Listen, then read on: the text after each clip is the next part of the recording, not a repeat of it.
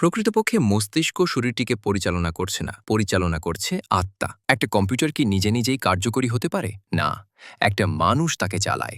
সে বোতাম টেপে, তার ফলে কম্পিউটারটি কার্যকরী হয়। তা না হলে সেই মেশিনের কি মূল্য আছে? তুমি হাজার হাজার বছর ধরে মেশিনটা রেখে দিতে পারো, কিন্তু যতক্ষণ পর্যন্ত না একটা মানুষ এসে সেই বোতামগুলি টিপছে, ততক্ষণ পর্যন্ত তা কাজ করবে না। সুতরাং আসলে কাজটা কে করছে, মেশিন না মানুষ? তেমনি মানুষের মস্তিষ্ক হচ্ছে একটা মেশিনের মতো, এবং সকলের হৃদয়ে বিরাজমান পরমেশ্বর ভগবানের প্রকাশ পরমাত্মার নির্দেশ অনুসারে তা কাজ করছে। যে সমস্ত মানুষ কৃষ্ণের সঙ্গে তাদের সম্পর্কের কথা জানবার চেষ্টা করে না, কতকগুলি পশুর মতোই তাদের মৃত্যু হয়, ঠিক কুকুর বিড়ালের মতো। তারা জন্মায়, খায়, ঘুমায়, সন্তান উৎপাদন করে এবং অবশেষে মরে যায়। সেটি হচ্ছে তাদের জীবনের পরিণতি। এই সমস্ত মূর্খগুলি মনে করে আমি হচ্ছি আমার এই দেহটি।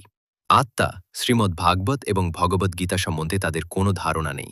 আমাদের আত্মা সম্বন্ধে জ্ঞান দান করেন, কিন্তু এই মহান গ্রন্থগুলি সম্বন্ধে মানুষের কোনো ধারণাই নেই। বৈদিক শাস্ত্রে মানব সমাজের জন্য যে জ্ঞান দান করা হয়েছে, আজকের মানুষ সেই সম্বন্ধে সম্পূর্ণ উদাসীন। যেমন বেদ গ্রন্থে নির্দেশ দেয়া হয়েছে যে গোমায় হচ্ছে পবিত্র, কিন্তু এখন বিশেষ করে আমেরিকায় মানুষ তাদের কুকুরদের মলত্যাগ করানোর জন্য রাস্তায় নিয়ে আসে। কুকুরের বিষ্ঠা অত্যন্ত দূষিত, তা হচ্ছে নানারকম জীবাণুর বৃদ্ধি পাওয়ার স্থান। কিন্তু মানুষগুলি এতই নির্বোধ যে সেই কথা তারা বিচার করে না। পক্ষান্তরে তারা সর্বত্রই কুকুরের বিষ্ঠা বিতরণ করে বেড়াচ্ছে, কিন্তু কোথাও গোমায় দেখা যায় না।